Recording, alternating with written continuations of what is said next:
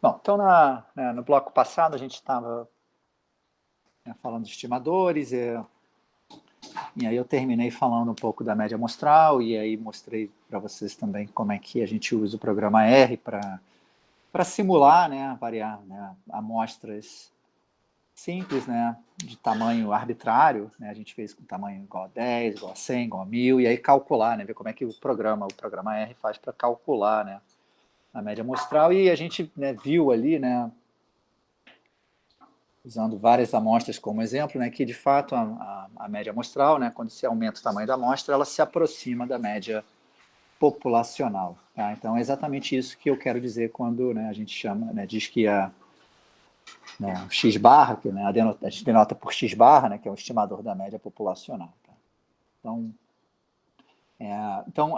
Na verdade, essa propriedade, é o que a gente chama de consistência. Tá? Ele é de fato um estimador porque ele, quando você pega um valor grande, do tamanho da amostra, ele se aproxima, a média amostral, no caso aqui, se aproxima da média populacional.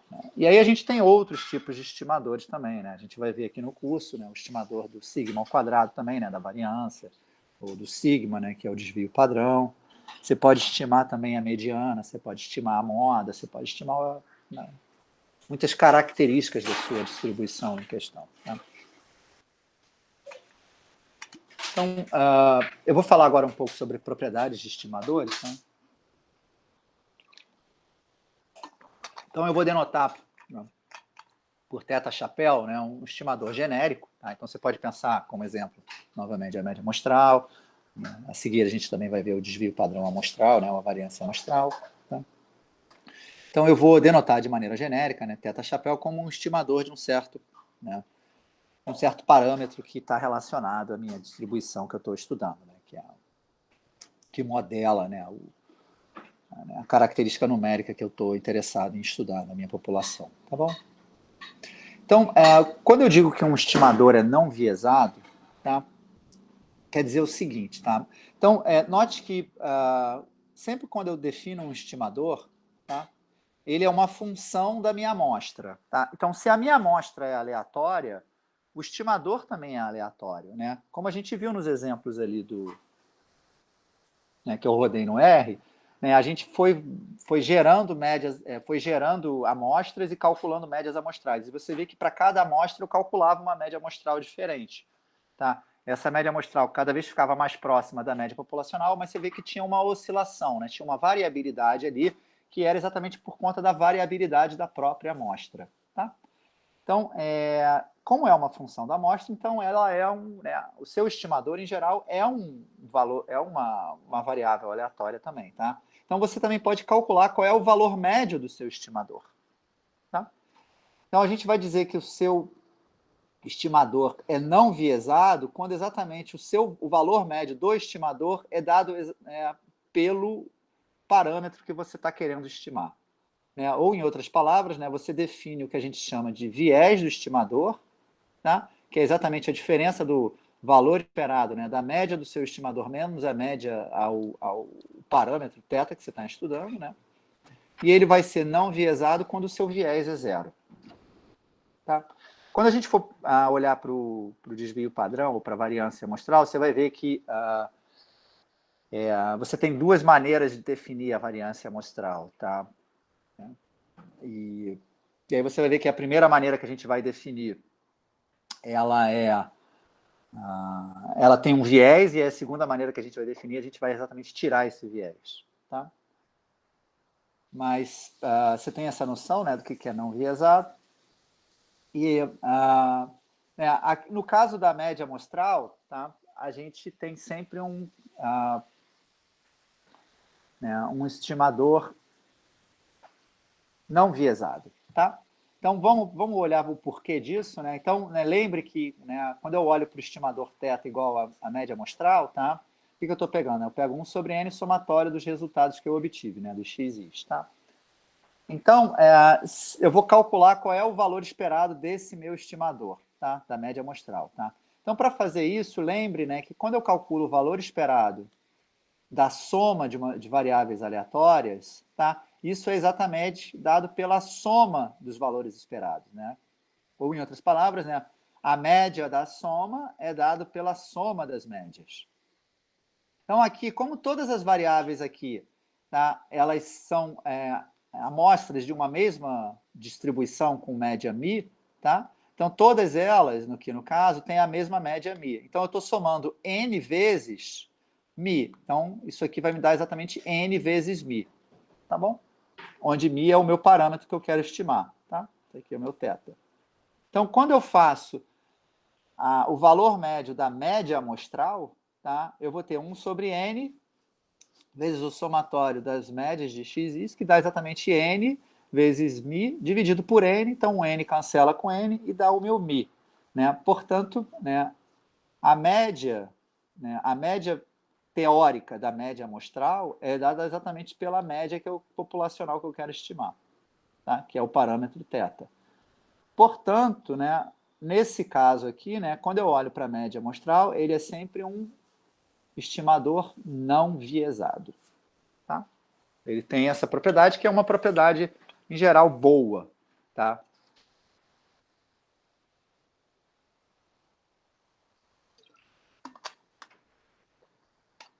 Eu vou mostrar aqui uma figura. Tá? Essa figura aqui é só uma figura para ilustrar, tá? A seguinte situação. Tá? Suponha que aqui eu tenho esse círculo aqui de dados, tá? Né, dardo, no caso. Né? Então, o centro do dardo, digamos, seria a posição do parâmetro que eu quero estimar. Ok? E aí, esses xzinhos aqui, tá, são os valores que eu obtive numa amostra. Ok? Então, nesse primeiro aqui, na letra A, tá? No primeiro quadrinho que eu tenho aqui à esquerda, acima, tá? Eu tenho aqui o parâmetro que é o centro do tabuleiro, tá? E tenho os valores que eu obtive na minha amostra. Então, você vê que esses valores aqui, tá, eles vão se distribuir de maneira igual aqui em todas as direções em torno do centro. Tá bom? Então, nesse caso aqui, quando eu faço a média amostral, né,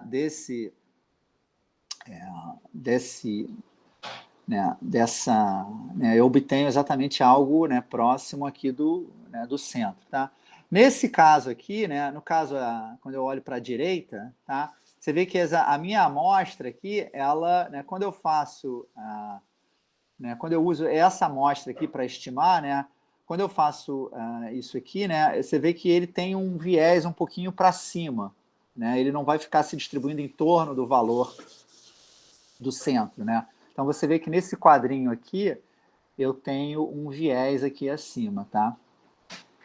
No quadrinho de baixo, tá, eu tenho também, né, uma situação com praticamente o viés zero, né, que é a primeira propriedade, né, baixo viés, mas, além disso, eu também tenho uma oscilação em torno, né, do parâmetro que eu quero estimar, menor do que nesse quadrinho aqui de cima.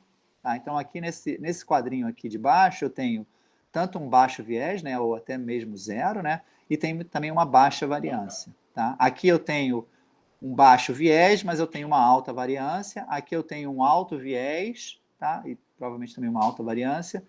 E nesse último quadrinho aqui, que é o quadrinho letra D, eu tenho talvez uma baixa variância, né? Porque os resultados estão concentrados aqui, mas eu tenho um alto viés. Tá? Porque ele não se concentra em torno desse cara aqui, né? Ele vai se concentrar em algo um pouquinho mais ao lado. Tá bom? Então, esse quadrinho é só para ilustrar, tá? Essas ideias, né, de viés e de... no caso, a variância é o erro, né, de certa forma, o erro médio que você vai ter ali, né, em torno do que você quer estimar. Tá bom? Bom, e aí, né, essa noção de consistência foi o que a gente também já ilustrou, né, no programinha, né, no R.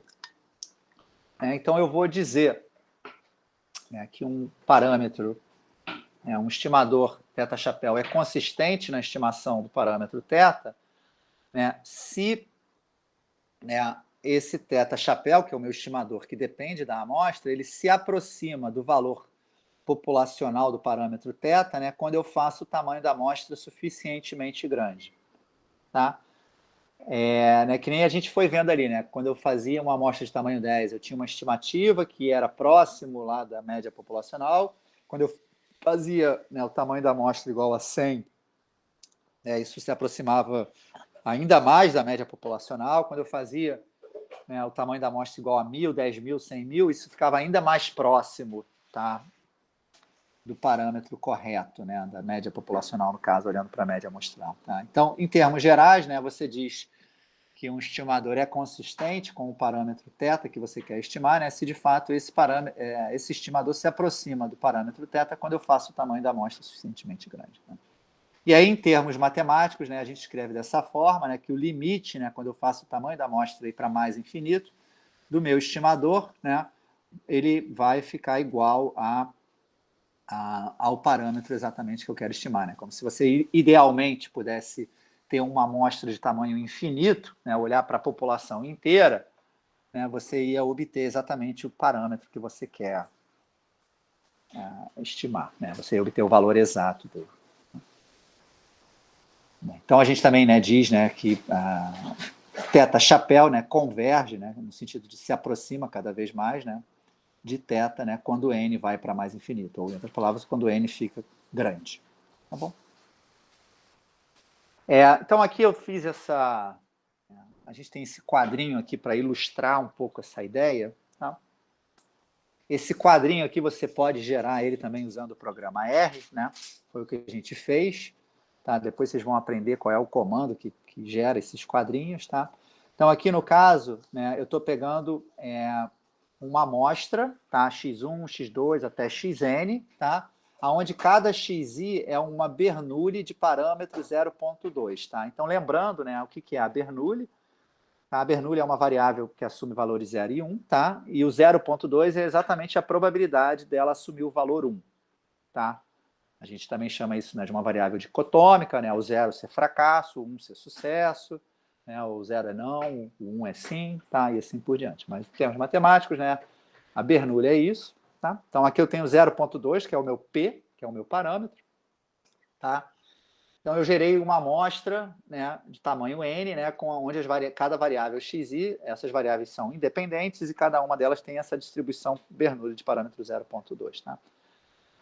Então, eu tenho 6 quadrinhos aqui. Tá? Então, esse é o quadro 1, quadro 2, quadro 3, quadro 4, quadro 5, quadro 6. Tá? Então, no quadro 1, eu tenho uma Bernoulli de parâmetro n. Desculpa, eu gero 2 Bernoullis, quer dizer, eu gero uma amostra de tamanho 2. Tá? No quadro 2... eu tenho uma amostra de tamanho 5, no quadro 3 eu tenho uma amostra de tamanho 10, né? No quadro 4 eu tenho uma amostra de tamanho 20, no quadro 5 eu tenho uma amostra de tamanho 50, e no quadro 6 eu tenho uma amostra de tamanho 100. Tá? E aí, para cada amostra, né, para cada vetor x1, xn, eu peguei a média amostral. Tá? E aí, o que eu calculei? Eu calculei exatamente a distribuição de probabilidade dessa minha média amostral. Tá? Então, aqui tem a distribuição de probabilidade da média amostral com n igual com uma amostra de tamanho 2. Aqui é da média amostral com uma amostra de tamanho 5, tamanho 10, tamanho 20, 50 e 100. Tá bom?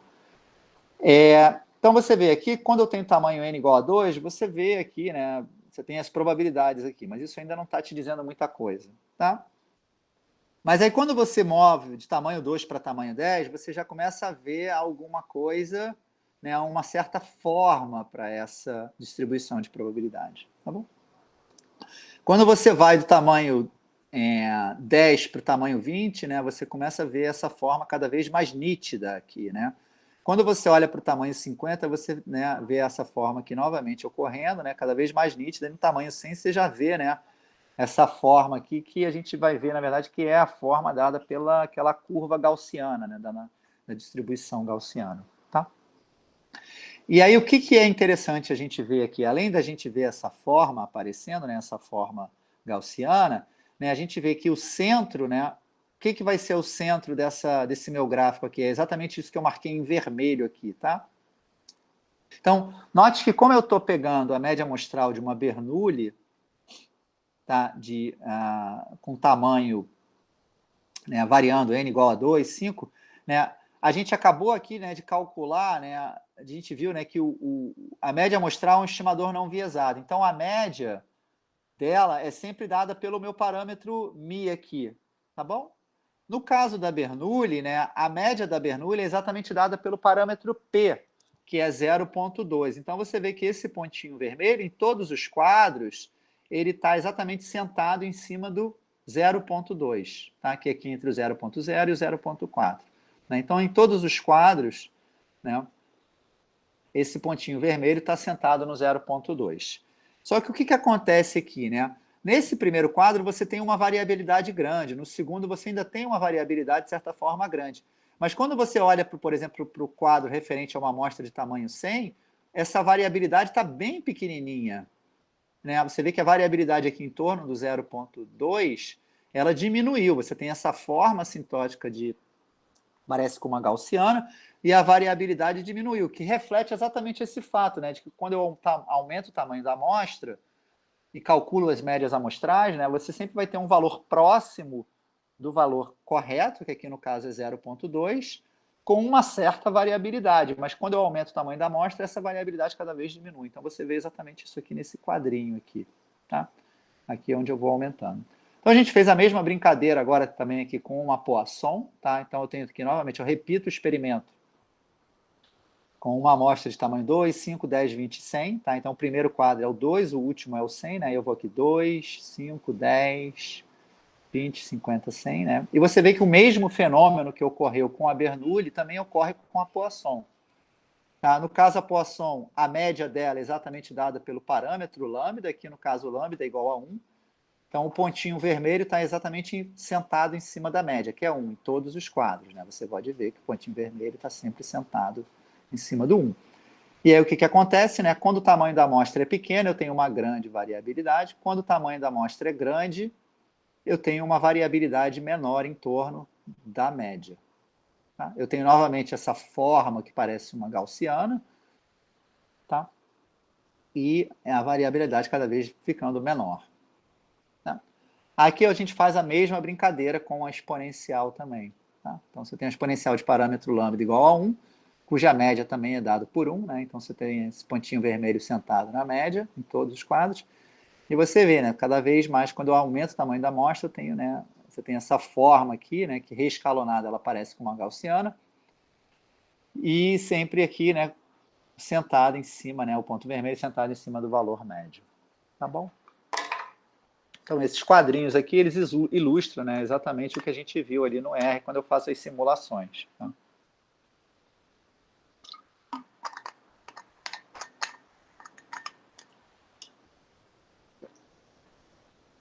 Bom, e aí, né, como eu disse, né, formalmente falando, para você, de fato, garantir, né, isso matematicamente, né, você faz simulações, você só está vendo exemplos desse fenômeno, né, você não tem o que a gente chama de uma demonstração matemática rigorosa disso, né? Então, com as simulações, elas servem para a gente entender intuitivamente o que está acontecendo, mas você tem, na verdade, um resultado matemático que te garante, né, que, de fato, né, a média amostral é um estimador consistente da média populacional. E esse resultado, né, é o que a gente chama de lei dos grandes números. Tá? Então, a lei dos grandes números, né, novamente, ela diz exatamente que a média amostral, né, que aqui eu denotei exatamente, né, que é o x barra aqui, né, que é exatamente dado por 1 sobre n somatório das xis, né, converge, né, quando n é grande, para a média populacional μ. Tá? Então, em outras palavras, né, o estimador da média amostral é de fato consistente. Tá? Isso é o que a gente chama de um teorema matemático que te garante isso. Né? Então, se você sempre tem, né, você está tomando amostras, né, de uma variável que tem uma média populacional bem definida, então quando você faz a média amostral, o que você vai observar é que quando a amostra é grande, essa média populacional converge de fato para a média, né, a média amostral, desculpa, converge de fato para a média populacional. Tá bom? Então isso é o que a gente chama de lei dos grandes números. Então sempre quando a gente falar de lei dos grandes números, a gente vai estar se referindo a esse resultado matemático. E esse resultado matemático, na verdade, ele é a base, né, para a gente mostrar que muitos estimadores são, de fato, consistentes. Tá? Porque o que vai acontecer é que, como a gente vai ver, por exemplo, no caso quando a gente pegar a variância amostral, o desvio padrão amostral, a gente vai ver que lá dentro, né, na definição desse estimador, você vai ver médias amostrais aparecendo ali. Né? No caso, você vai ter a média amostral da variável, né, da média verdadeira, e você também vai ter uma espécie de média amostral do quadrado dela. Tá? E a lei dos grandes números, você vai ver que a lei dos grandes números também te permite concluir, né, que o estimador também da variância do desvio padrão amostral também são consistentes. Tá? Tanto o estimador que a gente vai ver que vai ser viesado, quanto o estimador que é não viesado. Tá bom? Bom, então eu vou parar essa parte agora, tá, por aqui, tá? Só para dar continuidade depois na sessão 7.3. Vou parar a gravação.